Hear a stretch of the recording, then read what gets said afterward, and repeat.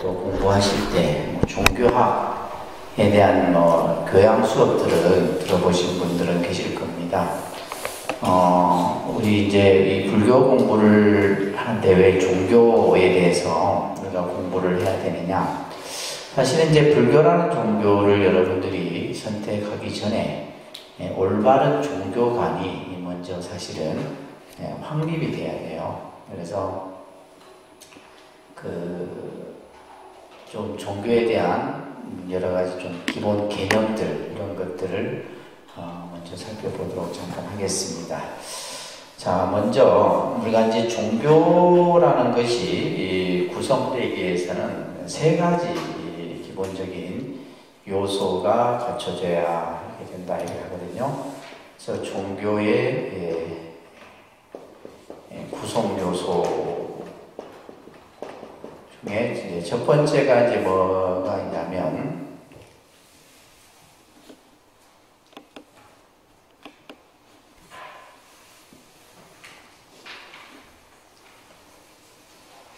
첫 번째가 그 종교는 어떤 종교든지 그 종교를 창시한 창시자가 있게 되죠, 그죠? 그래서 그 창시자를 우리는 보통 교주라고 얘기를 합니다, 그죠? 그래서 불교도 이제 불교를 창시한 교주가 있고, 또 우리가 뭐 기독교든 어떤 종교든 간에 전통 종교든 또 우리가 말하는 뭐 사이비 종교든 간에 그 종교를 창시한 이를 일컬어서 이제 교주라고 얘기합니다. 그럼 이제 불교에서의 교주는 누가 되겠어요? 그죠? 서가모니 부처님. 서가모니 우리 그냥 부처님 하면 이제 너무 이제 막연한 거고, 불교에서의 교주는 바로 누구다고요? 서가모니 부처님. 서가모니. 그래서 우리 아까 이제 예불문에도 문구가 있었죠, 그죠? 삼계도사, 사생자부, 시아본사, 서가모니고 이렇게 이제 예불문에도 그 내용이 바로 우리가 믿고 의지할 바로 부처님이 서가모니 부처님이다 라는 이제 뜻이에요. 그래서 첫 번째 이제 교주가 있고, 그는 이제 그 종교로 두 번째 갖춰야 될 요소가 그 교주가 설한 가르침을 우리는 보통 교의라고도 얘기를 합니다. 교의. 뜻자를 써서 또 이제 쉽게 얘기하면 이제 우리는 뭐예요? 교리라고도 이제 얘기를 하는 거죠. 여러분들이 이제 뭐 불교 교리를 공부한다 라고 했을 때는 서가모니 부처님의 가르침을 배우는 거예요. 또 다른 말로는 교법이라고도 표현합니다. 따라합니다. 교의, 교리, 교법. 이제 이것은 이제 말 그대로 우리가 이제 부처님의 가르침이죠, 그죠? 부처님의 가르침을 뜻하는 내용입니다. 세 번째는 이제 바로 뭐예요? 세 번째는 바로 이 교주의 가르침을 믿고 따르는 이제 집합, 단체를 뜻할 때 우리는 그것을 교단이라고 합니다. 교단. 그렇죠. 그래서 반드시 교주, 교의, 교단 이 세 가지가 갖춰져야지만 종교 단체로서 구성 요소가 갖춰져요. 그러니까 이것은 뭐 어떤 종교든지 세 가지 요소를 다 갖추고 있는 거죠. 그래서 이제 우리가 예를 들면 불교 같은 경우는 이제 우리가 출가 교단이 있고, 그죠? 재가 교단이 이렇게 구분되어져 있는 거예요. 그래서 출가 교단은 비구, 비구니를 이제 일컬어서 출가 교단이라고 합니다. 따라합니다. 비구, 비구니. 그죠? 비구, 비구니의 출가 교단이 있고, 우리가 이제 제가 교단은 우바세 우바이, 그죠? 그죠? 우바세 우바이.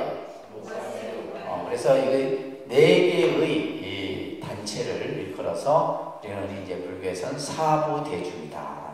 사부대중.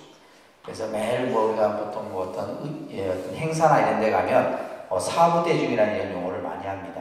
그래서 각각의 명칭을 하는 것이 아니라 바로 이 출가교단, 그 다음에 제가교단을 통칭해서 사부대중이라. 이것을 우리는 이제 씀이라고 하죠. 그래서 교주는 바로 불이 되겠고, 그죠? 그 다음에 그 부처님의 교리는 법이 되겠고, 또 이제 그 교단을 이제 승이라 해서 말합니다. 불법승. 그래서 이제 불교에서는 이제 이러한 삼보의 개념이 성립이 되게 돼요. 그러니까 기독교 같은 경우는 성부, 성자, 성신의 개념하고 똑같아요. 그들이 이제 갖추어지는 세 가지 요소하고 불교에서 말하는 이제 삼보의 개념하고 똑같게 됩니다. 자, 이런 어떤 교주와 교리, 그 다음에 교단을 이제 구성함으로써 종교로서 이제 그 모습을 갖추게 됩니다. 근데 이제 우리나라는 참 이 종교가 다양하죠. 종교가 굉장히 다양합니다. 예를 들면 이제 불교만 해도 교단이 몇 개가 되느냐? 500개가 넘어요. 500개. 여러분들이 생전 들어보지도 못한 그런 교단들이 굉장히 많습니다. 그것을 다른 말로는 이제 종파라고도 얘기해요. 종파. 그래서 우리가 조계종, 태고종, 천태종, 무슨 종, 무슨 종, 무슨 종. 그러니까 그런 종파가 나도 생전 들어보지 못한 종파들이 이제 예를 들면 이제 우리가 그런 이제 어떤 종교단체들은 어디에서 관리를 해요? 정부부처, 문화관광부에서 관리를 합니다. 문화관광부에 이제 예를 들면 예전에는 허가제였었어요. 허가. 그러니까 종교 어떤 단체를 이게 하기 위해서는 어떤 허가를 받아서 예를 들면 이루어졌는데 지금은 신고제예요. 그러니까 구성 요소만 갖추면 누구나 만들 수 있는 거예요. 저도 교단을 만들 수가 있어요. 왜냐하면 제가 이제 뭐가 되는 거예요? 교주가 되는 거예요. 그 다음에 이제 그 다음에 내가 이제 또 막 여러 막 좋은 말들 막 만들어 갖고 그죠? 교리를 하나 만들고 그리고 이제 그 가르침을 예를 들면 따르는 신자들이 있으면 뭐가 되는 거예요? 하나의 이제 그죠? 이 어떤 종교단체로서의 어떤 승리, 그러니까 너무 충분한 말이죠, 사실은. 그래서 불교만 해도 500개 이상의 종파가 있다라고 하는 것은 또 어떻게 보면 다양성인 측면에서는 뭐 이렇게 나쁘게만 볼 수는 없지만은 한편으로는 굉장히 혼란을 준다는 거죠. 왜냐하면 500개 이상의 그 파에서 가르치는 어떤 이론이나 수행이나 여러 가지 방법들이 다 다양한 거예요. 그러니까 여러분들이 뭐 어느 절에 갔더니 스님이 어떻게 하더라, 어느 절에 갔더니 어떻게 하더라, 이런 식이 되어버리는 거죠. 그죠? 그래서 지금 이제 우리 한국 불교는 가장 이제 거의 한 80% 정도가 이제 조계종인데, 조계종 같은 경우도 여러분들 보면 우리 조계종에서도 이제 사실은 그 요즘에는 뭐든지 뭐 이렇게 그 상표 등록 같은 걸 하잖아요. 상표 등록. 그러니까 예를 들면 무슨 조계종, 대한불교 조계종, 조계종만 쓸 수 있는 그런 이제 뭐 로고라든지 심벌 마크라든지. 그래서 지금 우리 독립선언에 이렇게 지금 이게 원에 그죠? 이게 작은 원이 안에 3개 들어가 있죠. 이게 조계종 마크인데 이게 삼보예요. 삼보를 뜻하는 거고. 요것은 뭐냐면 이 우주 법계를 뜻하는 거예요. 마음을 나타내기도 하고. 그러니까 요거는 상표 등록이 됐어요. 이건 상표 등록이 됐는데 조계종이라는 용어는 상표 등록이 안 됩니다. 그러니까 이제 유사 조계종이 되게 많아요. 어떤 경우냐면 예를 들면 보통 우리는 이제 대한불교 그죠?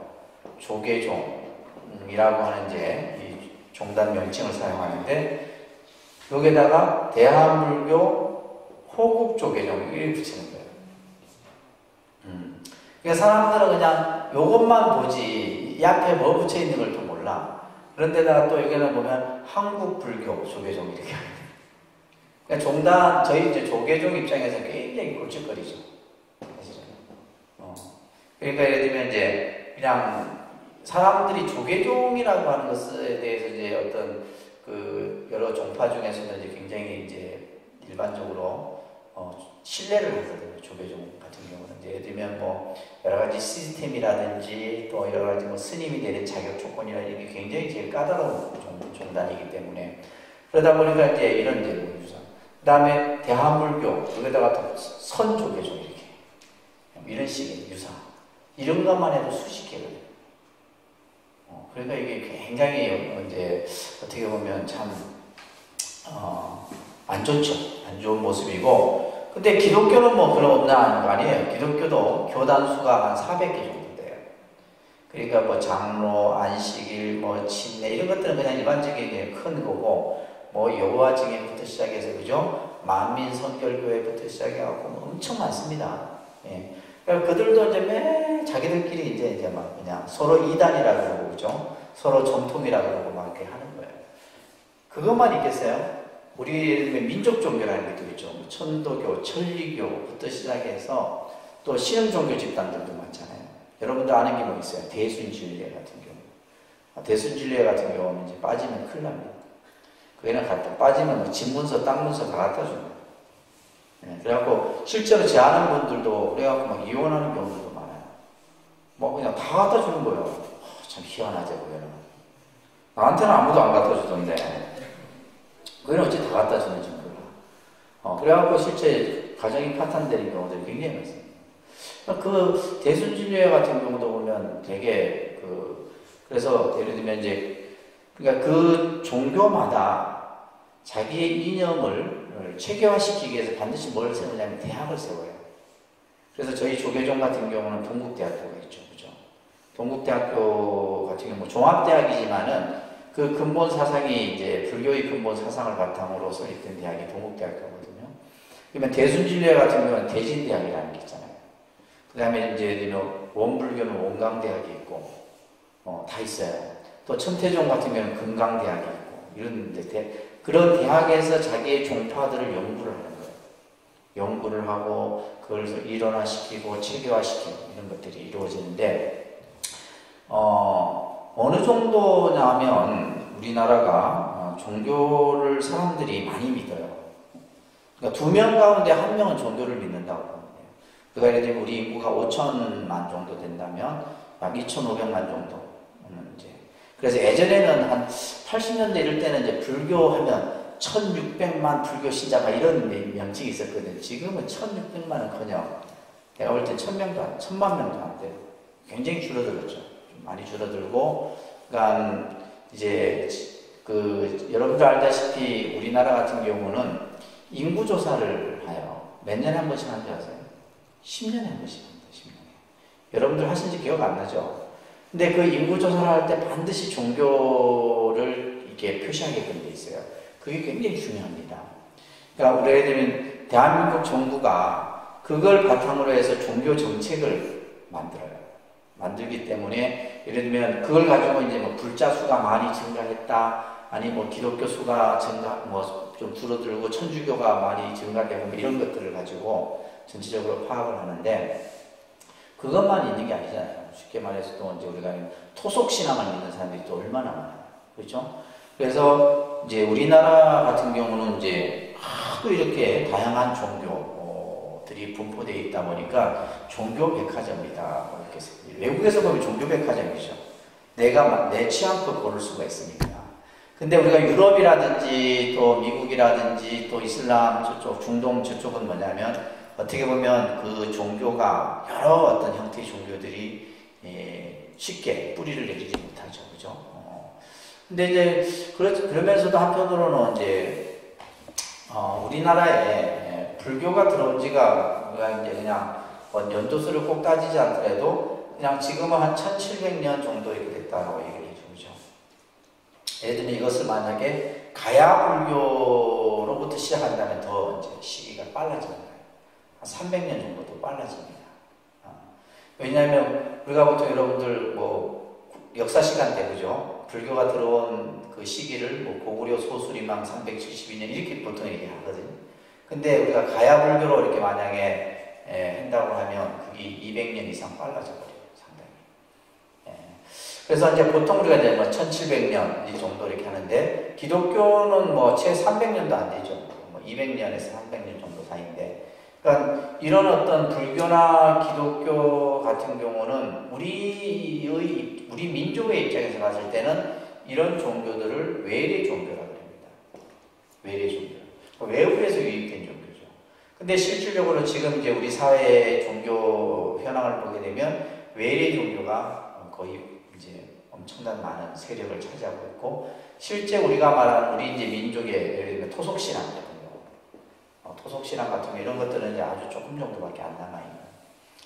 그러면서도 참, 또 어떻게 보면 사회 어떤 현상에 있어서 종교가 순기능도 많이 하지만은 역기능도 많이 합니다. 특히 이제 한 집안의 종교가 또 여럿인 경우에는 그런 경우 있어요.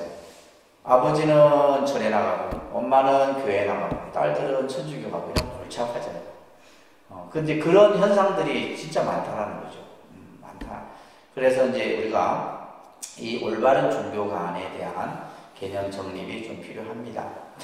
자, 그러면 우리가 이제 종교라고 하는 것이 언제 우리가 시작이 되었나라고 했을 때, 일반적으로 이제 이런 생각에서 시작이 되었다고 얘기를 합니다. 인간이라고 하는 존재는 어떻게 생각했냐면 불완전한 존재로 생각을 하죠. 자, 불완전한 존재. 그러니까 이거는 왜 그러냐면 인간이 무기력하다고 스스로 생각을 하는 거예요. 어떤 것으로부터? 그러니까 옛날에는 우리가 지금같이 이제 과학이 발달되지 않았던 시대는 인간이 제일 두려워했던 것이 뭡니까? 자연재해예요. 예를 들면 지진, 뭐 예를 들면 해일, 예를 들면 태풍 같은 거 이거죠. 그러면 지금이야 이제 예를 들면 어떤 그런 것들이 어떤 우리가 뭐 기후라든지 지각 변동 여러 가지 요인에서 어떤 그런 현상들이 나타나는 걸 알았지만은 옛날에는 그런 게 없었잖아요. 그러면 그 당시 사람들은 뭐라 생각했냐면 신이 노해서 어떤 절대자의 힘에 의해서 그런 것들이 나타난다고 생각했던 거예요. 그래서 이제 예를 들면 가뭄이 오거나 또 예를 들면 홍수가 나거나 했을 때 여러 가지 이제 그런 어떤 제를 지내고 이런 것들이 오래전부터 있었던 겁니다. 그죠? 그래서 스스로 인간은 불완전한 존재로 생각하다 보니까 어떤 완전한 절대자, 이런 어떤 그 절대자에 의존하는 이런 어떤 현상들이 나타나게 되는 겁니다. 그러면서 인간 스스로가 내가 어떤 내 능력으로 하지 못하는 그런 어떤 힘을 가진 절대자를 찾게 되면서 이 종교라고 하는 것이 시작이 되게 돼요. 나중에 이제 우리가 이제 뒤에서 보겠지만은 제일 먼저 나타난 것이 바로 뭐냐면 자연숭배 신앙입니다. 자연숭배 신앙. 그래서 우리가 해나 달이나 또 불이나 이런 그런 어떤 자연 현상을 의존하는 이런 것에서부터 실제 종교는 시작이 돼요. 이것은 우리 민족만이 아니라 다른 유럽이라든지 아프리카라든지 다 마찬가지입니다. 이런 현상들은. 그런데 이제 이렇게 이제 종교가 발생이 되게 되는데, 그러면 이제 사람들이 우리가 일반적으로 종교를 택하게 되는 유형을 두 가지로 이제 이 윌리엄 제임스라고 하는 종교학자가 종교 체험의 재현상이라고 하는 책에서 이렇게 두 가지로, 첫 번째는 건강형인데 이것은 일반적인 계기로 종교를 택하게 되는 거죠. 가장 대표적인 것이 뭡니까? 예를 들면 우리 집안이 불교라서 그냥 자연스럽게 불교를 택하게 돼요. 이게 일반적입니다. 그죠? 그리고 예를 들면 우리 집안 대대로 또 예를 들면 기독교 같은 경우는 이제 모태신앙 같은 걸 굉장히 강조합니다. 모태신앙. 그래서 이제 그런 경우에 이제 자연스럽게 이제 종교를 선택하게 되는 경우들. 또 여기서도 나와 있듯이 어떤 내 주변에 가까운 지인에 의해서 내가 종교를 이렇게 접하게 되는 경우. 이것은 일반적인 의미에서 이제 건강형이다. 이렇게 이제 표현을 하기도 하는데, 그 다음에 이제 또 다른 한 부류가 뭐냐면 어떤 우리가 세상을 살아가면서 어려움에 처했을 때, 삶의 고난에 직면했을 때, 한번 종교를 내가 한번 가져볼까. 근데 이제 점점 우리가 이제 이렇게 나이가 들어가고 세월이 흐를수록 그런 어떤 생각들을 많이 하게 된다 합니다. 그러니까 우리가 젊었을 때는 젊음이라는 것이 나를 지탱하고 유지해줬지만은 우리가 이제 그런 어떤 젊음도 잃게 되고, 그죠? 또 예를 들면 몸이 아프거나 이럴 때 이제 사람들이 종교에 대해서 많이 생각을 하게 되는데, 이런 경우에는 이제 보통 특수한 경우, 이것을 병적인 행위다 이렇게 이제 표현을 해놓고 있지만은, 어떤 죽음이라든지 삶의 회의라든지, 저 같은 경우는 실제 청소년기 때에, 그러니까 불교를 접하긴 접했지만은, 제가 이제 그 불교 용어 중에서 제일 좋아하는 용어가 뭐냐면 이거 있었어요. 무상이라는 단어가 있었어요. 무상이라는 단어. 그래서 이 무상이라는 단어, 또 공이라는 이런 단어들이 그때 당시에는 이런 단어들이 뭘까 그냥 나중에 이제 제가 불교를 공부하고 나서 내가 생각했던 개념하고 다르다고 느꼈었는데, 그냥 단순히 봤을 때는 삶이 허무하고, 그죠? 허무주의 개념 쪽으로 많이 생각을 했어요. 근데 이제 그러면서 이제 뭐 그 당시 뭐 이렇게 공동묘지도 한 번씩 가보고, 예를 들면 화장터 이런 데 가면요, 사람이 착해집니다. 사람이. 내가 막 삶이 막 싫을 때 화장터 한번 가보세요. 인간이 한 줌의 재로 딱 나오는 모습 보면 참 아무것도 아닌 거예요. 그리고 이제 또 한 번 또 어떨 때는 이제 또 이게 남대문 시장이나 시장터 가면 그냥 그 치열한 삶의 현장 아니에요, 그죠? 그러면서 또 이제 어떤 참 열심히 사는구나 이런 것도 느끼게 되고 하는데, 아무튼 우리가 결국에는 이제 종교라고 하는 것들을 택하게 된다는 거죠. 택하게 되는데, 이러한 종교가 우리들이 어떤 살아가는 삶의 현상에 있어서 엄청난 영향을 줍니다. 그래서 이 종교라고 하는 것이 단순히 하나의 종교만의 영역이 아니라, 이게 지금 설명되어 있는 것처럼 정치하고도 연관되어 있죠. 경제하고도 연관되어 있죠. 예술, 문화, 예를 들면 의학, 여러 분야에도 다 종교적, 그러니까 이 종교와 전부 연관되어져 있다고 보시면 됩니다. 특히 이제 이 정치적인 부분도 굉장히 크죠. 예를 들면 여러분들 그 로마 교황청 같은 경우는 종교 집단이 아니고 정치 집단입니다. 교황청 같은 경우. 그러니까 가장 이제 이 카톨릭 같은 경우는 이게 왜 정치적인 색깔이 강하냐면 각국의 대사를 다 파견해요. 그 교황청 대사가 있습니다. 우리나라에도 파견되고 각 나라마다 다 파견이 되죠. 수교를 맺은 나라에는 다 파견이 된다. 그러면 그게는 쉽게 말해서 우리가 명동 성당은 치외복권 지역이에요. 경찰이 함부로 못 들어갑니다. 왜 들어가게 되면 외교 문제가 되는 거예요. 성당 이런 데는 성당 자체는 이게 경찰, 사법권 이게 함부로 못 들어가요. 왜냐하면 이게 외교 문제가 될 수 있는 부분이 많다는 거예요. 그래서 교황이 왔을 때 그 대통령 이상의 국빈 경호나 대우를 하잖아요. 그게 뭐냐면 정치적인 영향이 그렇게 되는 거예요. 그럼 불교도 있어요. 그런 형태 어디에 있어요? 달라이라마 같은 경우. 달라이라마, 그러니까 티벳 같은 경우는 종교이지만은 또 한편으로는 정치적인 색깔이 굉장히 강하죠. 강합니다. 그래서 티벳 같은 경우도 그 나라의 이제 대사를 파견합니다. 파견하고 실질적으로 그래서 예를 들면 달라이라마가 미국의 대통령하고 자기 나라의 독립에 대해서 얘기를 하고 여러 가지. 그래서 실제 여러분들 그 중국 지도를 보시면 티벳이 차지하는 그 영역이 굉장히 중요한 영역이에요. 그래서 티벳이 독립이 되게 되면 중국은 어렵습니다. 예를 들면 실제 어떤 수자원이라든지 이런 것들이 전부 티벳에서 다 끌어쓰는 거거든요. 그러다 보니까 이제 미국은 뭐 하려고 해요? 자꾸 달라이라마를 지원해주죠. 지원해주고 중국은. 그러니까 우리나라 같은 경우에도 달라이라마가 못 오잖아요. 왜냐면 정치적인 이유 때문에 못 오는 거예요. 누구하고요? 중국하고. 중국 때문에 못 오는 거예요. 근데 일본은 간단 말이에요. 달라이라마. 일본은 나라가 힘이 있으니까 큰 소리 치는 거지 서로. 전부 정치적인 거예요. 뿐만이 아니라 이제 또 우리가 어떤 문화라든지 특히 아까도 이제 말씀드렸듯이 불교가 우리나라에 들어온 지 1700년 가까이 되다 보니까, 그러니까 실제 이게 외래 종교이지만은 불교 문화는 우리의 삶 속에, 그래서 예를 들면 우리가 24절기라든지 이런 데 보면 전부 불교적인 색깔들이 다 가미되어 있죠. 또 특히 여러분들 지역의 산명이라든지 지명을 보게 되면 거의 불교 색깔이 많습니다. 지금 우리 여기 뒤에 있는 산도 불모산, 그 다음에 예를 들면 무학산, 천주산, 다 불교적인 색깔이 많죠. 또 도로 같은 경우는 지명도 마찬가지예요. 울산에 가면 문수로, 그죠? 문수산, 문수는 불교 용어거든요. 대구 같은 경우는 반야로 이런 것들 전부 그러니까 우리 이 불교 용어가 우리 어떤 지명이나 산명이나 또 우리 여러 가지의 어떤 우리들이 어떤 살아가는 어떤 삶의 현상 속에 굉장히 깊게 배어 있습니다.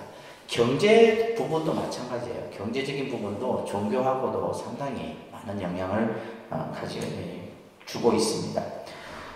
그래서 이제 그 밑에 보시게 되면 우리가 이제 서양 문화를 알려고 하면 기독교를 알아야 돼요. 서양 문화를 알려고 하면 서양 문화는 기독교 문화입니다. 그래서 우리가 예를 들면 영문학을 하는 사람은 반드시 성경을 봐야 돼요. 영문학을 하려고 하면 반드시 성경을 볼 줄 알아야 되고 마찬가지로 이제 우리가 동양 문화를 알려고 하면 불교를 알아야 되겠죠, 그죠? 그 다음에 우리가 중동 문화를 알려고 하면 이슬람 회교 문화를 알아야 되는 거예요. 그렇듯이 이제 이런 어떤 그 종교라고 하는 것이 종교만의 어떤 국한된 것이 아니라 문화, 경제, 정치, 여러 어떤 그 사회적인 어떤 이런 여러 분야까지도 영향을 주고 있다라고 하는 것을 우리가 알 수가 있어요. 그래서 엘리야데라고 하는 사회학자가 종교는 문화적 산물이다 이런 표현을 그래서 요즘 우리 21세기에 가장 보편적인 용어 중에 하나가 문화예요. 문화. 그러니까 문화라는 단어가 안 들어가면 안 되는 거예요. 그러니까 저희도 그래서 선문화죠. 선문화. 그러니까 선만 넣어도 되는데 선센터만 해도 되는데 왜 굳이 선문화라고 하는 그 문화라는 용어를 넣느냐면 그러니까 예를 들면 불교도 이제 불교만 가지고는 안 되는 거예요. 그러니까 불교 문화라는 말을 같이 그것은 이제 그만큼 이제 어떤 종교만의 영역보다는 그 종교가 가지고 있는 문화적인 이런 것들을 활용하기 위해서 하는 겁니다. 아시겠죠? 자, 그래서 이렇게 종교라고 하는 것이 여러 분야에 영향을 준다라는 거. 그 다음에 이제 종교의 어떤 어휘를 잠깐 보시게 되면, 간단하게 설명드리면, 설명들이 많은데, 보통 우리가 이제 동양 문화권에서의 종교라는 뜻은 으뜸 종자 가르칠 교자예요. 근데 실제 종교학은 서양적 관점에서 이 종교학이 만들어집니다. 그러다 보니까 이제 전부 기독교적인 어떤 사고로 종교학 개념이 나타나게 돼요. 자, 우리가 예를 들면 금방 말씀드린 것처럼 이 종자가 으뜸, 그죠? 그래서 우리가 보통 이제 한자로 썼을 때는 동양 문화권에서는 이 최고의 최상의 가르침, 으뜸의 가르침 이런 개념이에요. 그래서 이제 반면에 서양에서 말하는 종교는 반드시 뭐가 중심이 돼요? 신과 인간이라고 하는 두 관계의 개념을 가지고 종교의 개념을 이해한다는 거예요. 그러니까 예를 들면 그러니까 서양의 신학 종교학자들 입장에서 보면 불교는 종교의 아니에요. 불교는 종교가 아니라는 거죠. 그들의 입장이 왜? 반드시 신과 인간의 어떤 관계 이런 개념에서 종교를 바라봐야 되는데 불교는 뭐냐면 그냥 붓다라고 하는 존재는 인간이다. 그렇기 때문에 불교는 종교가 아니다. 예를 들면 유교의 공자의 개념도 마찬가지예요. 근데 이제 우리가 동양에서의 종교적 개념은 이런 개념을 가지고 있다는 개념 자체가 좀 틀립니다. 그렇기 때문에 신과 인간의 관계의 개념인데 신과 인간의 관계를 연결해주는 이 매개체가 바로 뭐예요? 우리가 말하는 성직자, 그죠? 목사나 신부들이 되게 되는 거죠. 자, 이런 개념에서 우리가 이제 이 종교라는 용어도 조금 이해를 해야 되는데 그 밑에 이제 중요한 개념이 나오는데요. 이 종교의 관점도 시대가 변하면서 다르게 그 종교에 대한 관점이 나타나게 돼요. 그래서 19세기 종교가는 신과 인간의 관계 결합이라는 이제 의미로서 종교를 이해했었어요. 그러니까 이 당시는 뭐냐면 신은 절대적인 거죠. 신은 절대적인 것이고 그러면서 굉장히 어떤 종교적 어떤 신념 이런 것들이 강했던 시대가 19세기예요. 그러면 이제 19세기에서 20세기로 이제 건너오면 이제 종교관 자체가 어떻게 바뀌냐면 따라합니다. 종교는 거룩한 것이며 성스러움을 살아가는 삶의 현상이다. 그러니까 이제 19세기는 신을 절대화시키는 이런 종교적 관점이었다면 그것이 이제 점점 19세기로 넘어가면서 신에 대한 관념이 점점 이제 희박해지는 거예요. 과연 신이 있을까? 우리가 예를 들면 니체 같은 경우는 신은 죽었다 해갖고 그죠? 사회적 파장을 일으켰잖아요. 신은 없다 이 말이에요. 그래서 제 아는 제가 이제 도반 스님 중에 이분이 카톨릭 신학대에 나왔어요.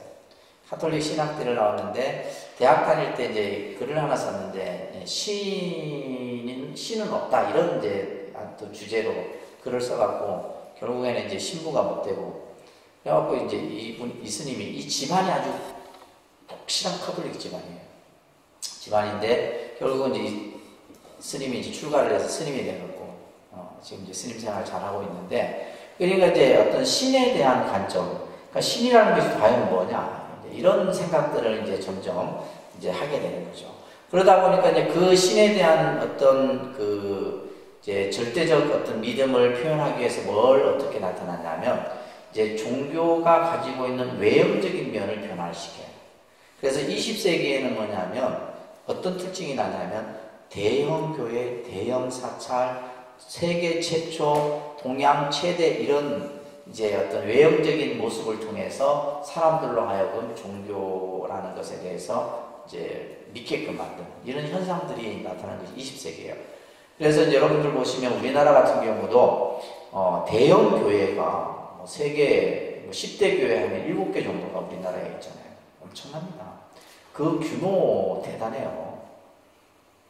여의도 순복음교회 같은 경우는 1년 예산이 수천억이에요.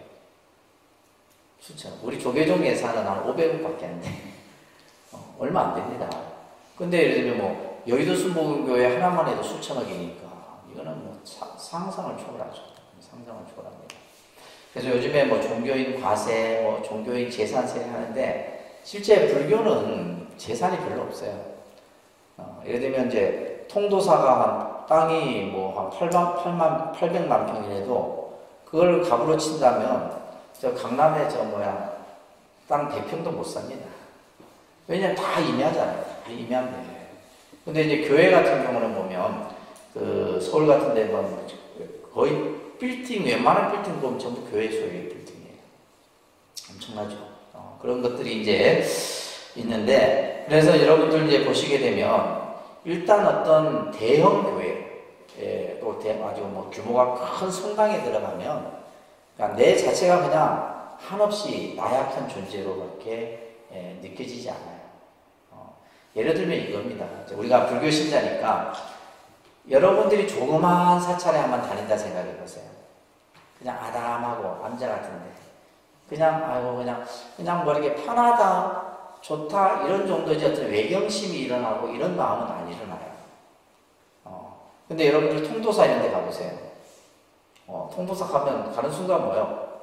그죠? 그 어떤 산중이 주는 그 어떤 뭐랄까 유학감 정도는 아니지만은 뭔가 웅장한 느낌.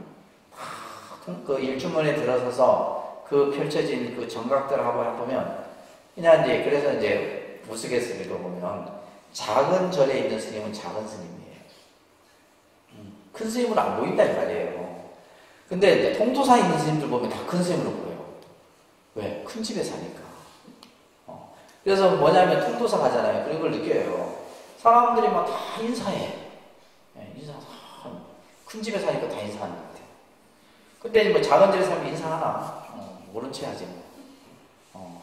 그래서 이제 뭐 이건 우스개 얘기지만은 우리가 예를 들면 여러분들 법주사 같은 데 가면 청동대불 같은 경우, 그죠?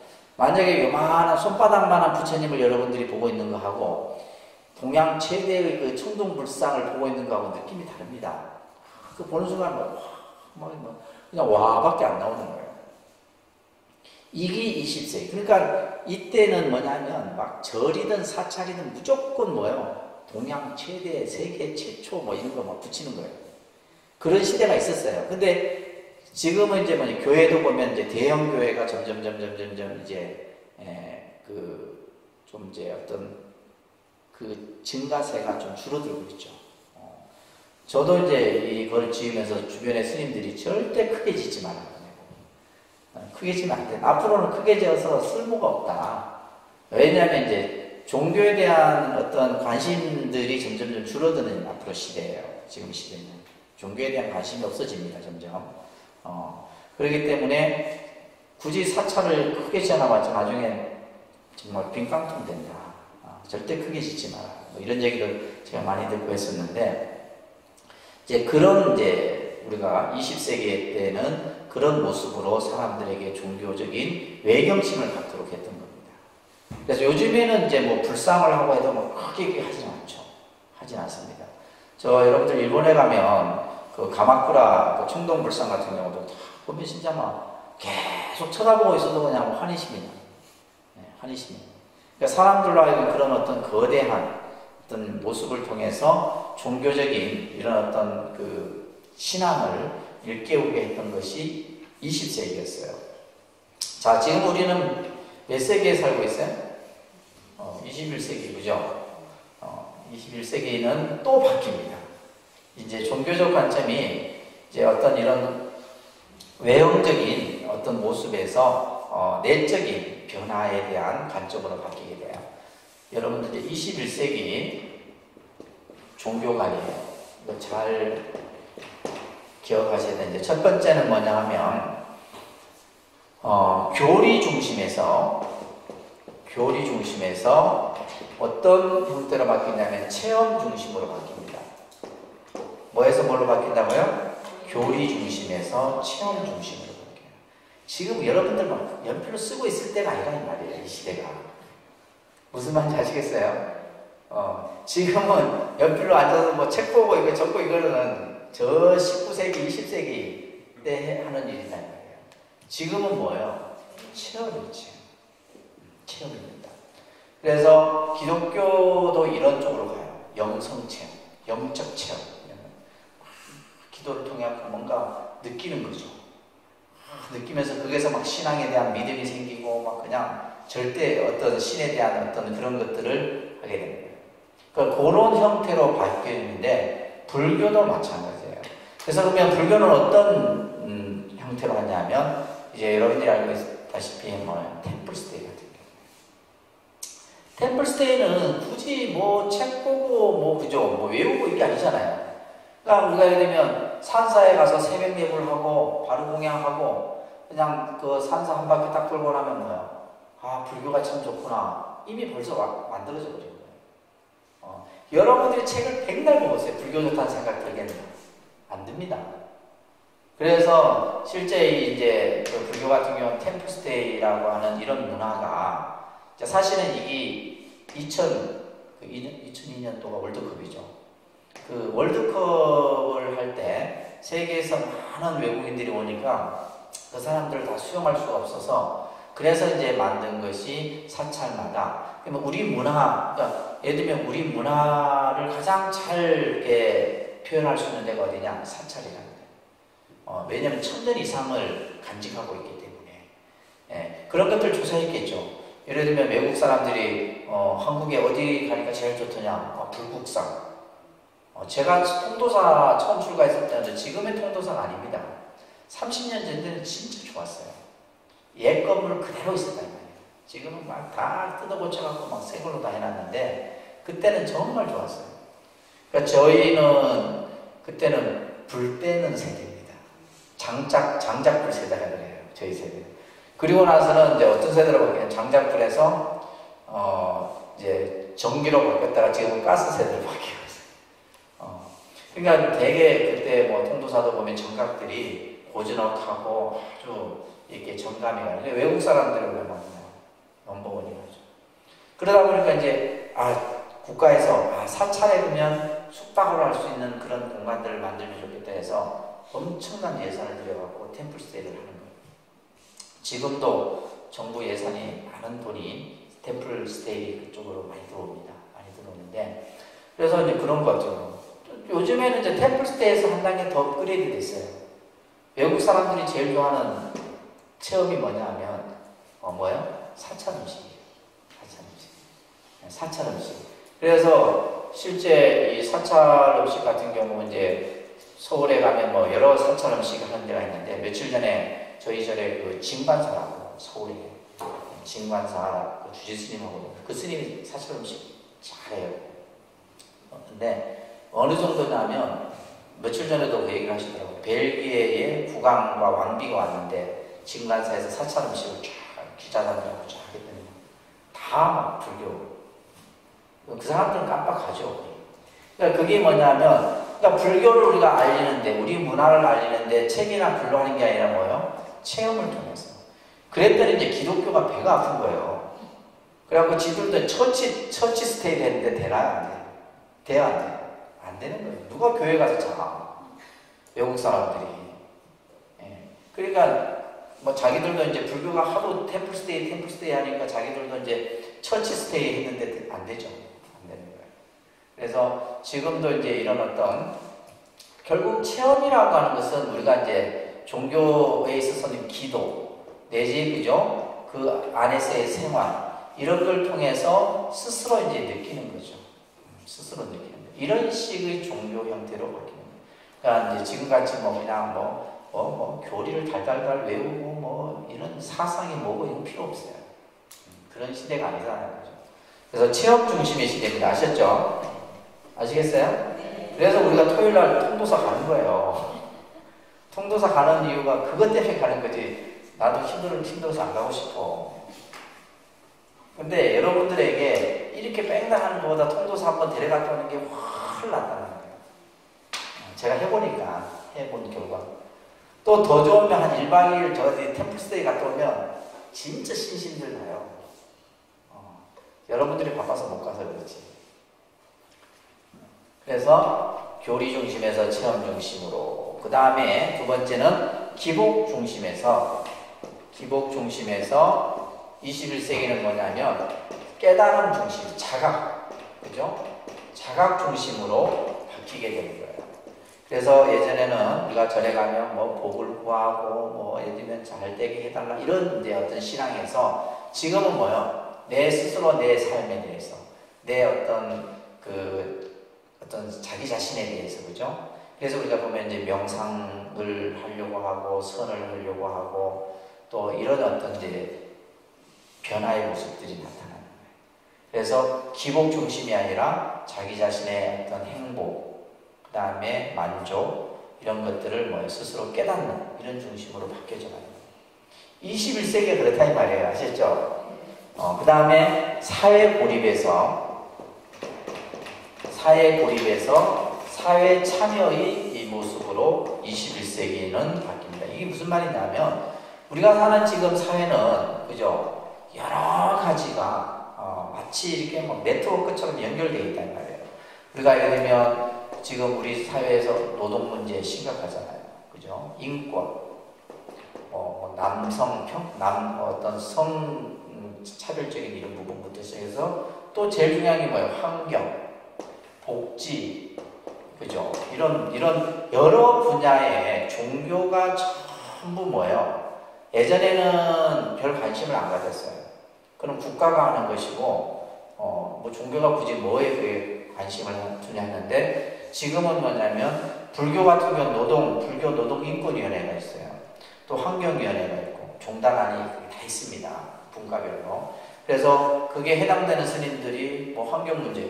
그래서 여러분들 알다시피 제주 해군기지 사건. 전부 카톨릭, 불교, 종교단체들이 한 거거든요. 그 다음에 우리가 예를 들면 용산 참사 결국 그것도 불교계가 그 문제를 푸는 거예요. 뿐만이 아니라 엄청 많죠. 인권 문제, 특히 KTX 승무원들 문제 같은 경우 계속 아무도 관심을 안 갖죠. 근데 가톨릭, 기독교, 불교 이쪽에서 계속해서 정부에 권유를 하고 또 같이 또 108배도 하고 이러면서 사회적 관심을 자꾸 만드는 거예요. 이런 것들이 이제 종교가 21세기에는 적극적인 사회 참여의 모습으로 바뀌고 있다는 거예요. 근데 우리 불교는 여러분들의 증거는 별 관심이 없어요. 오로지 아직까지 어디에 머물러 있다? 여기에 머물러 있는 거예요. 지금 그러니까 불교 우리가 예를 들면 종교라고 하는 것이 가난하고 힘들고 어려운 사람들을 편에 서서 해줘야 되는데, 그래서 특히 이제 환경 같은 경우는 불교가 어떻게 보면 예를 들면 4대 강이라는 문제부터 시작해서 그죠? 여러분들 아시는 건 뭐예요? 천성상 도룡농 사건 기억나세요? 그 지율 스님이라는 스님. 사실은 불교계에서 환경에 대한 인식이 이 스님으로 인해서 그러죠. 지금도 이 스님은 저게 지금 내성천인가 어디까지 지금 하고 계시죠. 예, 참 성남사 스님이세요. 내원사 스님이신데, 이 스님이 제가 이제 그때 그 내원사 임야를 그 산림청에서 임야를 내는데 그걸 이제 막 반대하면서부터 이 스님이 환경에 대해서 관심을 가지고, 그러면서 그 당시 이제 KTX가 이제 내원사 그 산 밑을 이제 뚫고 지나가는 공사하는 거에 대해서 이제 막 그죠. 그 당시 이제 부산시청 앞에서 막 천막농성하고 그랬어요. 근데 내가 주무 담당, 통도사에서 주무 담당 이게 막 통도사 스님이 하니까 내가 또 가야 되는 거예요. 갖고 나는 그래갖고 같이 이제 신부님하고 하룻밤 내가 텐트 농성도 하고 했습니다. 그 당시 누구였냐면 문재인 지금 대통령이 시민사회주석이었어요. 그때 내려와갖고 지울 스님 단식을 굉장히 오래 했거든요. 그때 몸 다 배렸어요, 스님. 그래갖고 단식 막 알류하고 막 그랬었는데, 결국 뭐냐면 불교계의 환경에 대한 인식을 이 스님을 통해서 스님들이 관심을 갖고 하게 됐다. 그래서 뭐 복지도 마찬가지. 복지도 예를 들면 우리가 국가가 이렇게 감당하지 못하는 영역들.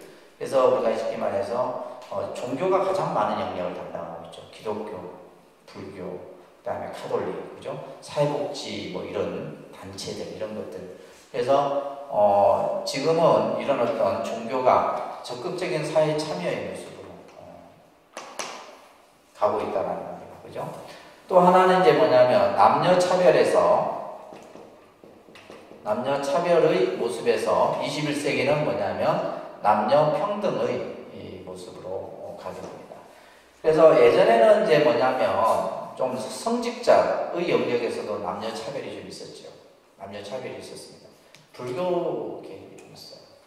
어떤 게 있냐면 계율 그 조항에 비구니 스님 들으면 굉장히 열받는 내용인데, 근데 그게 이제 뭐 율례에 있으니까 60세가 된 비구니라 할지라도 10살이 된 사미에게 먼저 절을 해야 된다는 조항이 있어요. 그래갖고 비구니는 비구를 보면 먼저 절을 해야 된다. 조항. 그러니까 조항이보다 그런 분위기가 있었죠. 그래갖고 제가 20대 때에 운문사를 갔던 적이 있었는데, 그때 저녁 예불을 잠깐 참석을 할 기회가 있어서 저한테 뭐 비구니 스님들이 한 100여 명 저녁 예불을 하고, 갑자기 이제 내가 비구잖아요. 법당에 있는데 예불 딱 끝나고 나서 뒤로 돌아서서 저한테 다 절을 하는 거예요. 그때는 내는 뭐 아직 이제 스님된 지 몇 년 안 되던 차였는데도 그런 분위기들이 있었어요. 그러면서 이제 조금 지나면서 이제 우리가 이제 길을 다니고 이럴 때 서로 이제 누가 먼저 인사 안 하지. 그러니까 비구니 스님이 오면서 먼저 인사를 하는 게 일반적이거든. 안 하고 쌩 하고 막 우리가 학교 다니고 이럴 때 보면 소가 싸가졌다 이러면서 그런 어떤. 근데 지금은 어때요? 그런 모습들이 이제 서로 같이 이렇게 함께 같이 인사하고 절을 해도 같이 맞절을 하고 이런 식의 분위기. 불교 같은 경우는. 그리고 비구니 스님들의 어떤 사회적 위상이 굉장히 높아졌죠. 지금 우리 절에도 뭐 천주 스님이 하시는 역할들이 많듯이 그만큼 이제 어떤 그 비구니 간의 어떤 그런 것들이었죠. 기독교도 마찬가지입니다. 예전에는 여성 목사가 없었죠. 근데 우리가 보면 지금 기독교 방송인데 보면 여성 목사들이 굉장히 많습니다. 그래갖고 뭐 여성 목사 설교들을 많이 우리가 접하게 되는데, 그러니까 기독교 같은 경우는 이제 그 성직자 영역에 여성을 이렇게 이제 개방을 한 거죠. 근데 아직까지도 이제 카톨릭 같은 경우는 신부하고 수녀의 관계는 굉장히 수직적 관계예요.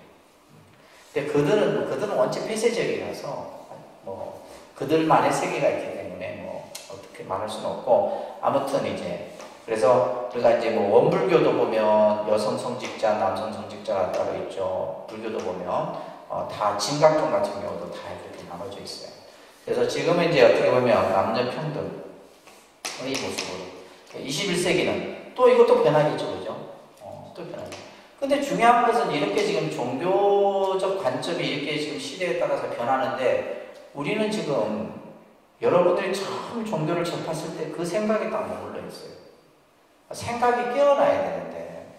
그래서 우리가 불교를 공부하는 목적은 뭐냐면 좀 더 생각을 깨기 위해서 공부를 하시는 거예요. 뭔가 내가 많은 것을 듣고 알기 위해서가 아니다. 그래서 제가 예전에 99년도, 2000년도에 제가 미국에 뉴욕에서 한 1년 살았었는데 그게 이제 뉴욕에 있는 불자들은 보니까 이분들이 70년대에 넘어가신 분들이에요. 이민을 넘어가서 실제 진짜 출신들을 보면 다 서울대 연대고대예요. 근데 이분들이 뭘 하냐면 뭐 택시기사, 뭐 예를 들면 뭐 세탁소 이렇게 해서 이제 막 70년대 넘어가신 분들은 이미 이제 경제적인 안정을 잃었던 분들이죠. 근데 중요한 것은 이분들의 사고는 70년대 불교를 생각하고 있는 거예요. 그러니까 그 당시 이제 불교를 접했던 우리나라에서 불교를 보고 들었던 것을 그대로 이제 가서 변하지 않고 그대로 있는 거예요. 제가 그래서 한 1년 동안 하면서 되게 좀 많이 힘들었었는데 이제 우리가 생각이 자꾸 시대에 따라서 변해야 됩니다. 변해야 되고 종교적 관점도 마찬가지로 이렇게 변해야 된다는 것을 여러분들이 기억을 하셔야 됩니다. 아셨죠? 자, 그러면서 그 다음 장에 한번 넘겨보시면 여러 가지 이제 종교에 대한 정의들이 이제 그려지는데 뭐 여기에 보시게 되면 뭐 고전적 종교에 대한 정의도 있고요.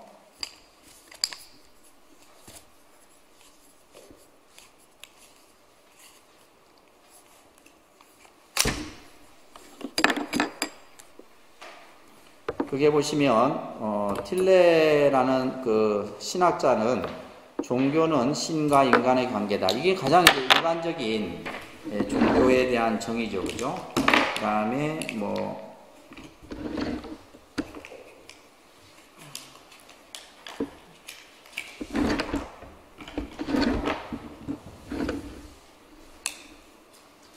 또 종교는 영적 존재에 대한 신앙이다. 뭐 이런 정의도 있고.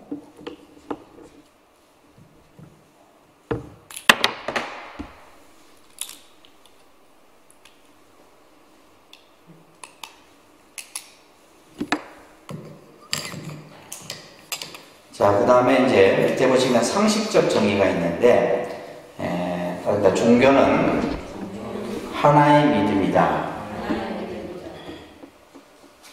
종교에 있어서 그 믿음이라고 하는 것은 하나죠, 하나. 하나입니다. 그 하나라는 개념은 뭐냐면 절대적 믿음을 표현하는 거예요. 뭐 여기서는 절대자에 대한 믿음이라고 하는데, 예를 들면 우리가 불교는 부처님에 대한 믿음, 그 하나에 대한 믿음이어야 되는 거죠. 그러면서 여러 가지 이제 뭐 이렇게 학자들의 종교적 그 정의들이 있는데, 또 그 사회주의는 종교를 그렇게 중요시하지 않게 여기죠, 그죠? 종교를 조금 이렇게 폄하하는 이런 어떤 영향이 있는데, 그래서 종교는 아편이다. 사회주의적 관점에서 보면 종교는 아편이다. 이런 정의가 있어요. 이것은 뭐냐면 종교라고 하는 것은 쉽게 얘기해서 뭐냐면 아편이라고 하는 것은 그 중독성이 있는 거죠, 그죠? 중독성. 그래서 이 종교적 관점이 종교가 때로는 그 예를 들면 뭐 우리가 말하는 좋게 얘기하면 독실한 이런 표현을 써요. 독실한 불교 신자. 또 예를 들면 뭐 아주 열렬 신자 뭐 이런 표현을 쓰는데, 이 종교라고 하는 것이 잘못된 어떤 종교 신앙을 갖게 되면 이 종교만큼 무서운 게 없는 거예요.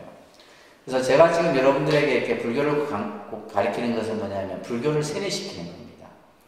불교를 세뇌시키는 거예요. 그래서 세뇌가 잘 되셔야 되는데. 그래서 올바른 여러분들이 이제 종교에 대한 생각이 필요합니다. 자, 그러면서 그 다음에 밑에 보시게 되면 우리가 종교라고 하는 것은 앞에서 봤듯이 초자연적이며 초인간적인 절대자에 대한 인간의 신앙 체계가 종교. 이거는 이제 어떻게 보면 이제 서양에서 바라보는 이제 종교적 개념이죠, 그죠? 왜 그러냐면 인간은 누구나 행복한 삶을 원하고 불행을 멀리하고 싶어하는 것이 일반적인 거죠, 그죠? 그래서 인간의 유한성, 무능, 무지, 불안, 공포, 죽음 이런 여러 가지의 우리가 이제 어떤 삶의 문제에 부딪힐 때 종교라는 것을, 종교에 대한 필요성을 느끼게 됩니다. 특히 이제 우리가 우리 삶에 있어서 종교라고 하는 것이 필요한 것인가, 그죠? 과연 종교가 필요할까? 한번 생각해 본 적이 있으세요? 내가 만약에 필요하다면 어떤 종교를 선택할 것인가? 그죠? 그리고 우리가 예를 들면 내 주변에 수많은 종교 중에 어떤 종교가 과연 나에게 행복을 줄 수 있는 종교인가? 이런 어떤 물음들이 먼저 제시가 돼야 돼요. 제시가 돼야 되는데, 그래서 이제 우리가 밑에 보시면 종교신앙에 있어서, 종교신앙에 있어서 가장 중요한 것은 믿음이다. 종교에 있어서 가장 중요한 것이 뭐라고요? 믿음이에요, 믿음. 그래서 어느 종교든지 믿음을 빼고는 종교를 이야기할 수는 없습니다. 그래서 여러분들이 얼마만큼 믿음이 있는지를 한번 테스트를 해볼게요. 테스트를 해보는데, 자, 그래서 이제 여러분들, 목사님들 설교를 보세요. 맨날 뭐 믿습니까? 하잖아요. 믿음을 강조한다, 이 말이에요. 그러면, 예를 들면 믿습니까? 하면 그분들이 뭐라 그래요? 그렇게 안 하지. 여러분들 잘못 봤네. 예를 들면 목사님 믿습니다. 이게 믿습니까? 믿습니다. 이게 아니라 뭐라 그래요? 할렐루야 그러죠. 잘 보세요. 자, 앞에서 얘기했듯이 우리가 이제 미국이라는 나라는 기독교 문화, 기독교 사상, 또 그들은 어떤 기독교라고 하는 그 속에서 모든 것을 하게 돼요. 그래서 이제 조사를 했어요. 영국도 마찬가지. 영국도 보면 뭐 카톨릭도 있지만은 좀 영국도 보면 이제 그러니까 그 프랑스나 이쪽 같은 경우는 이제 좀 카톨릭 쪽이 많고 유럽 쪽은 그래서 그런지 몰라도 이제 어떤 조사를 했냐면 이거 조사를 발표하기 전에 제가 그냥 여러분 생각하는 대로 자신 있게 답을 해주세요. 여러분들은 극락을 믿습니까? 네. 극락을 믿는 분 손 들어봐. 안 든 사람은 뭐예요? 안 믿어? 네. 안 믿는데 그러면 안 믿는다는 굉장히 위험한 생각인데. 그러면 지옥은 믿으세요? 지옥 믿는 사람 손 들어봐요. 지옥도 안 믿고 극락도 안 믿고 뭘 믿노? 그렇죠. 내 자신만 믿는다. 네. 근데 이 믿음이라고 하는 것이 사실은 이게 제일 중요한 거예요. 우리가 극락을 믿느냐 안 믿느냐, 지옥을 믿느냐 안 믿느냐, 이 물음이 가장 중요한 거예요. 왜 그러냐면 이제 조사를 했어요. 미국인들의 80% 이상이 천국을 믿어요. 80% 이상. 영국인들의 50% 이상이 천국을 믿어요. 그리고 그 천국이라고 하는 것이 실제하는 것이라고 믿는 것이 70%가 넘어요. 이 말은 뭐냐면 이 천국이라고 하는 것은 어느 누구도 가본 적도 없고, 그죠? 갔다 왔다 하는 사람도 없고, 그죠? 오로지 그들이 말하는 그냥 천국이에요. 예를 들면 하나님을 믿으면 천국을 간다. 뭐 성경에서 나오는 정도예요. 근데 그들은 그 세계를 믿는다라는 거예요. 그 세계를 믿기 때문에 기독교가 존재할 수 있는 거예요. 천국이라는 개념을 믿지 않으면 그들의 교리는 일체 다 부정이 되는 겁니다. 무슨 말인지 아시겠어요? 예, 일체 다 부정이 되는 거예요. 그래서 쉽게 얘기해서 우리가 예를 들면 천국을 믿지 않는 사람에게는 11조를 낼까요? 11조 아닙니다. 11조를 내는 사람은 천국이 있다는 것을 믿는 사람이에요. 천국이. 그러니까 우리나라 교회 같은 경우는 50% 이상 11조를 냅니다. 교회마다. 그러면 그 내는 사람은 천국이 있다고 믿는 거예요. 그럼 11조의 개념이 뭐냐면 나중에 내가 천국에 가서 내가 쓸 거예요. 쓸 걸 미리 지금 내가 갖다 보관해 두는 거예요. 이 개념이 11조거든요. 내가 예를 들면 한 달 동안 열심히 해서 그 10분의 1을 뭐요? 내가 나중에 하나님의 나라인 천국에 가서 내가 다 미리. 그러니까 이 11조라는 개념이 천국이 있다라고 하는 가정하에 그 이론이 만들어집니다. 그리고 그들의 궁극적인 목적은 뭐예요? 천국에 가는 거잖아요. 천국에. 그러니까 이 신앙이 가장 핵심이에요. 근데 예를 들면 지금 이방뿐만이 아닙니다. 우리 어느 누구에게도 불교 신자에게 극락이 있다고 믿느냐는 안 믿어요. 그러면 그거는 뭐냐면 극락이라는 개념 자체가 아직 정립이 안 돼 있다라고 볼 수도 있는 거고, 또 하나는 뭐냐면 그러니까 여러분들은 극락이라는 것을 죽어서 가는 곳이라 생각하기 때문에 지금 자꾸 그런 생각을 하는데, 우리가 예를 들면 깨달음의 세계, 그죠? 해탈의 세계, 우리가 쉽게 말해서 내가 부처가 될 수 있다라는 믿음. 그러니까 이제 선 공부도 마찬가지고 불교 공부도 마찬가지고, 내가 부처다라는 이 믿음으로부터 모든 불교는 시작이 되는 거예요. 근데 우리가 예를 들면 뭐 극락도 안 믿고 지옥도 안 믿고 부처도 안 믿고 오로지 믿는 건 나다 하면 종교라는 게 필요가 없죠. 그래서 사실 이제 이것은 굉장히 중요한 문제 중에 하나예요. 그래서 종교에 있어서의 믿음이라고 하는 것은 바로 뭐냐면, 결국 그 믿음은 밑에 나오지만은 우리의 말과 언어를 통해서 나타나는 거예요. 말과 언어로 통해서 나타나는 것이 바로 뭐예요? 기도입니다. 그렇기 때문에 종교의 믿음은 뭐냐면 기도를 통해서 그 종교적 믿음이 완성이 되는 거예요. 그래서 아직까지 내 마음속에 믿음이 없는 사람은 뭐냐면 기도가 부족한 사람들이에요. 기도가.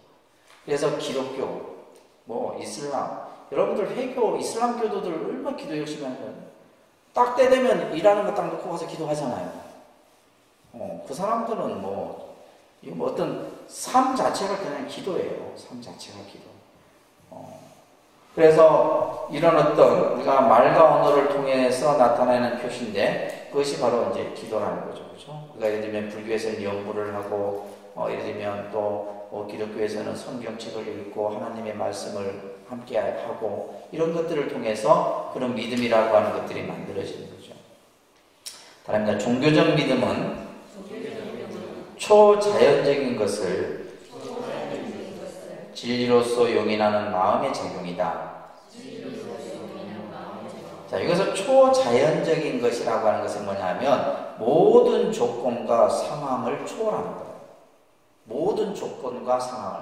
다시 말해서 어떤 논리적이고 과학적이고 이런 개념을 초월하는 거예요. 뭐가? 종교적 믿음이라는 거죠. 그래서 예를 들면 창조설, 대표적인 것이 바로 뭐냐면 창조설이에요. 창조설을 가지고 예를 들면 과학적 논리를 따지고, 그죠? 이런 쪽으로 따지면 돼요, 안 돼요? 그건 안 되는 거예요. 예를 들면 예수의 부활, 이것도 마찬가지예요. 아까 얘기했던 불교에서 말하는 극락, 천국, 그죠? 우리가 깨달음의 세계, 이런 것도 다 마찬가지. 이거는 어떻게 보면 종교적인 믿음이라고 하는 이것은 뭐냐면 절대적인 믿음이에요. 그에 대해서 왜 그러느냐, 그것을 어떻게 증명하겠느냐, 이렇게 하면 돼요, 안 되는 거예요. 이게 종교적 믿음입니다. 그래서 종교적 믿음이라고 하는 것은 절대적 믿음이에요. 절대적 믿음입니다. 그렇기 때문에 이제 과학은 자꾸 그 종교를 규명하려고 하죠. 예를 들면 창조설을 규명하려고 하고 부활을 규명하려고 하고, 예를 들면 심지어는 스님들의 사리가 과연 그 사리가 과학적으로 어떤 화합 성분을 가지고 있는지 그것을 규명하려고 하고, 계속해서 과학의 영역은 자꾸 종교를 규명하려고 하고, 종교는 그것을 자꾸 하려고 하고, 그건 종교만의 영역이다라고 자꾸 얘기를 하고, 그래서 늘 과학과 종교는 굉장히 가장 대표적인 것이 바로 줄기세포예요. 지금 요즘 전 세계적으로 줄기세포에 대한 이런 연구들이 있는데, 그러니까 벌써 우리나라가 그 줄기세포, 배아줄기세포 문제가 된 게 황우석 박사거든요. 그잖아요. 그죠? 엄청 그때 시끄러웠죠. 너무 시끄러웠어요. 그때 딱 불교는 황우석 박사를 지지했어요. 왜냐면 그 개념 자체가 뭐냐면 불교적 관점에서 만들어지는. 근데 이제 기독교에서는 그것을 반대했죠. 왜? 생명이라는 것은 신만이 만들 수 있는 것인데 어찌 인간이 그것을 만들 수 있냐는 그들의 논리에서는 안 되는 거예요. 이런 것들이 이제 과학과 종교, 그래서 그 영역이라고 하는 것이 아주 미묘한 거죠. 그래서 우리가 예를 들면 영적인 이름부터, 그래서 이제 영적인 세계 같은 경우는 이것이 이제 종교적인 어떤 범위에서 볼 거냐, 아니면 과학적 범위에서 볼 거냐, 빙의 같은 그런 게 있잖아요. 이런 부분들도.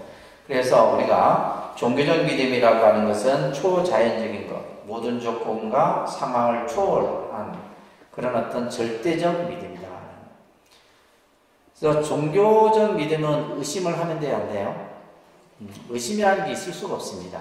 그냥 성경에 나오는 대로 믿어야 되는 거예요. 부처님 말씀이 나오는 대로 믿어야 돼요. 그러면 이제 그것에 대한 믿음이 없는 자는 뭐요? 이단이라고 그러죠. 사악한 마가씨였다고 이러는 거예요. 그래서 이것이 바로 종교예요. 그래서 종교에 있어서 가장 중요한 것이 바로 뭐다? 믿음이다. 근데 여러분들은 착각합니다. 우리 불자들은. 절에 다닌다고 해서 내가 불교를 믿는다 생각하는데, 그 절에 다니는 거하고 내가 믿음을 가진 거하고 다른 거예요. 아까 믿음이라는 것은 뭐예요? 그죠? 내가 극락을 믿고, 깨달음의 세계를 믿고, 내가 부처라는 사실을 믿고, 이게 돼야 되는 것이지, 그냥 절에 다닌다고 종교를 믿는 게 아니에요.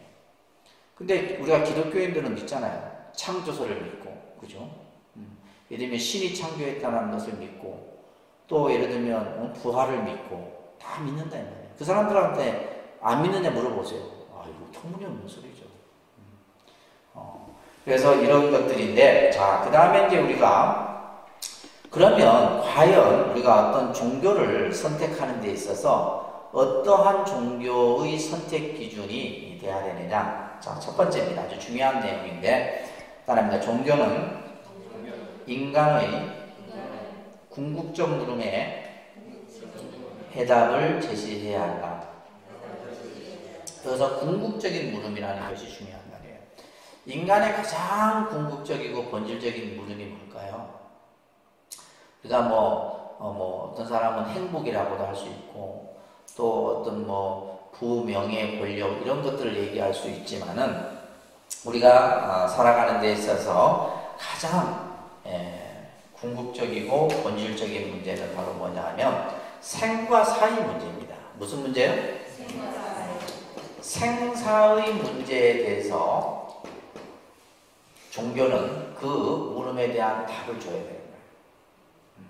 그래서 어떤 종교든지, 그래서 예를 들면 어떤 종교든, 그죠? 그것이 사이비 종교가 됐든 정통 종교가 됐든 간에 이 문제에 대한 그게 맞는지 틀리는지는 그 이제 각자의 선택이지만은 다 답을 제시한다는 거예요.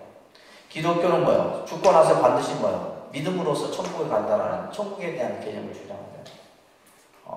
예를 들면 불교는 천당도 있고 극락도 있고 윤회도 있고, 그죠? 또 예를 들면 이 생사를 벗어나는 그런 길도 있고 여러 가지 길을 또 불교는 제시를 해요.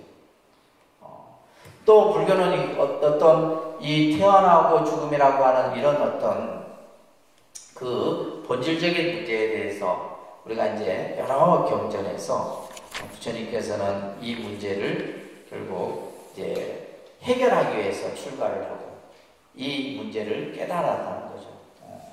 그래서 종교는 우리가 선택을 기준으로 삼았을 때 그 어떤 우리가 가지고 있는 본질적인 문제, 이거는 어떤 생사 문제뿐만이 아니라 여러분들이 안고 있는 문제이기도 해요.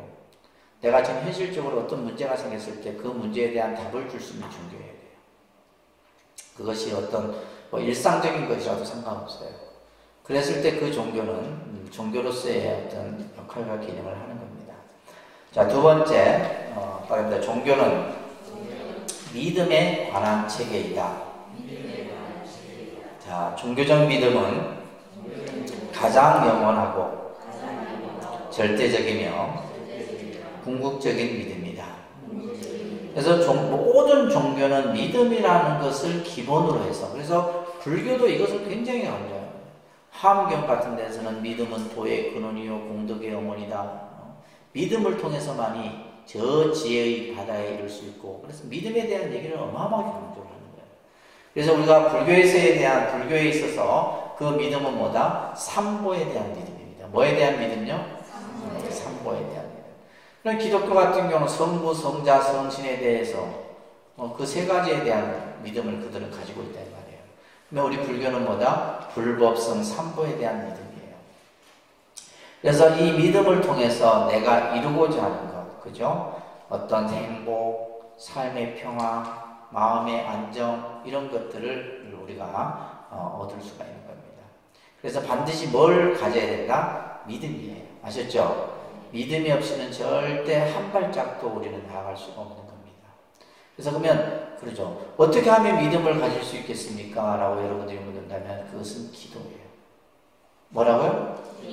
기도만이 그 여러분들 마음속에 믿음을 갖춰줄 수가 있는 거예요. 그래서 그 모든 그 종교들 보면 그 기도라고 하는 것은 신앙의 생명이라고 합니다. 신앙의 생명이에요. 그래서 우리 불교 신자들만큼 기도 안 하지. 참 다른 종교들은 기도 많이 합니다. 여러분들이 생각하는 이상이 많이 해요. 세 번째, 따릅니다. 종교는 인간에게 완전한 행복을 가져다 주어야 된다. 그죠? 이 종교라고 하는 것을 통해서 우리는 어떻게 보면 인간이라고 하는 것은 어떤 삶의 가장 궁극적인 목적이 행복입니다. 우리가 살아가는 데 있어서. 근데 이제 우리가 누리고자 하는 행복은 뭐냐면 세속적인 행복이죠. 세속적인 행복이라고 하는 것은 결국 부귀영화입니다. 여러분들이 예를 들면 내가 그죠? 물질적이고 또 내가 어떤 물질, 권력, 명예 이런 것들이다 이 말이에요. 그러니까 우리가 참 보세요. 그 명예욕이라는 게 대단한 거예요. 무서운 겁니다. 권력 또한 권력의 맛을 한번 본 사람은 절대 그걸 못 놓습니다. 참 무서운 게 뭐 돈도 마찬가지고 그죠. 이런 것들인데 이런 것들은 결국 뭐냐면 일시적이다 이 말이에요. 잠시 나타났다 사라지는 거예요. 그리고 또한 제한적이죠. 영원하지가 못합니다. 또한 이것을 가장 중요한 것은 이런 세속적 행복은 반드시 뭐가 수반이 된다는 사실을 알아야 돼요. 괴로움이 수반이 된다는 거예요. 반드시. 그래서 우리가 뭐 물질이 됐든 권력이 됐든 명예가 됐든 모든 것에는 반드시 뭐가 수반이 돼요? 괴로움이라는 것이 반드시 같이 따라온다는 것을 우리는 꼭 알아야 돼요.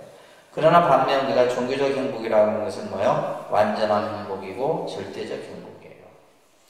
그래서 사실은 이제 우리가 꼭 어떤 물질이 또 어떤 권력이 또 명예가 행복을 가져다 주진 않죠. 그래서 여기서 말하는 것처럼 우리가 이제 종교적 신앙 또 어떤 믿음을 통해서 그런 어떤 것들을 우리가 행복이라고 하는 것들을 이제 여러분들이 만드셔야 되는데 그래서 종교를 통해서 얻을 수 있는 행복 이런 것들을 이제 우리가 이제 종교를 선택할 때 그런 어떤 하나의 기준이 된다는 겁니다. 자, 네 번째는 뭐냐면 따릅니다. 종교는 세상을 평화롭게 만든다. 그죠? 사실은 종교라는 것이 모든 인류의 평화, 번영 이런 것들을 이제 해야 됨에도 불구하고 사실은 이제 이 종교가 때로는 그죠? 여러 가지 좋지 못한 그런 어떤 현상들을 하게 돼요. 근데 그게 원인이 있습니다. 원인이 있는데 종교학자가 이런 연구를 했어요. 우리가 크게 동양의 종교, 서양의 종교 이렇게 나눴을 때 동양의 종교를 어떻게 표현했냐면 숲의 종교다 이렇게 표현했어요. 숲의 종교. 동양의 종교를 숲의 종교예요. 숲이라고 하는 것은 그죠? 모든 것들이 함께 어우러져서 만들어지는 거죠. 크든 작든 간에 서로 뭐 하는 거예요? 공존, 공생하는 게. 이 동양의 종교예요. 그러니까 동양의 종교는 뭐예요? 전쟁이나 이런 것들을 뭐, 예를 들면 어떤 침략을 하고, 예를 들면 뭐, 전쟁을 일으키고 이런 모습들이 거의 없죠. 근데 반면에 서양의 종교는 이 서양의 종교가 발생지부터가 그렇잖아요. 그죠? 그래서 서양의 종교를 우리가 종교학자들이 사막의 종교다. 사막이라고 하는 것은 뭐예요? 뭐 어떤 생명이 살 수 없는 것이잖아요. 그러다 보니까 이제 우리가 이 유목 생활이라는 걸 통해 갖고 늘 옮겨 다니면서 어떤 좋은 땅이 있으면 그것을 내가 차지해야 되고 그게 그죠? 그러면서 그러다 보니까 어떤 침탈이라든지 또 정복이라든지 이런 것들이 강할 수밖에 없는 거예요. 그래서 지금의 우리가 뭐 그 이슬람이라든지 기독교라든지 이런 종교들이 뭐 특히 이제 뭐 십자군 전쟁 같은 경우는 마찬가지지만은 늘 이들은 뭘 하냐면 계속해서 뭐 땅을 그냥 확장시키고 또 예를 들면 떼고 나서 또 깃발 세워서 또 다른 땅을 하고 이런 식의 모습들이 이루어졌다라는 겁니다. 그래서 칼 야스퍼스라고 하는 이 종교학자가 세계적인 종교 중에 종교를 명분으로 전쟁을 일으키지 않은 종교는 불교뿐이다. 뭐 이런 얘기를 했어요. 그래서 이제 불교가 가지고 있는 어떤 자비사상, 또 불교가 가지고 있는 여러 가지 어떤 그런 이념적인 이런 부분들이, 그러니까 크게 어떤 뭐 불교가 또 이렇게 어떤 나라에 전파될 때 순교의 역사가 그렇게 많지가 않습니다. 실제로. 그러니까 우리가 예를 들면 우리나라에 불교가 들어왔을 때 뭐 역사적으로 있어봤자 그죠? 이차돈인가요? 그 순교 외에는 없단 말이에요. 근데 이제 카톨릭이나 기독교가 우리나라에 들어올 때 얼마나 많은 순교자들이 생겼어요. 그렇잖아요, 그죠? 그래서 이제 이 종교라고 하는 것이 종교가 가지고 있는 원래의 그 목적은 평화지만은 근데 또 종교 안에 또 그런 어떤 이런 요소들이 있다라는 거죠. 그래서 이제 종교학자들이 이렇게 이제 동양의 종교를 숲의 종교다라고 이렇게 표현하고 서양의 종교를 사막의 종교다라고 이렇게 분류를 하는 것도 우리가 좀 눈여겨봐야 되지 않겠나 싶습니다. 자, 오늘은 여기까지만 하고요. 다음 시간에 부분 하도록 하겠습니다.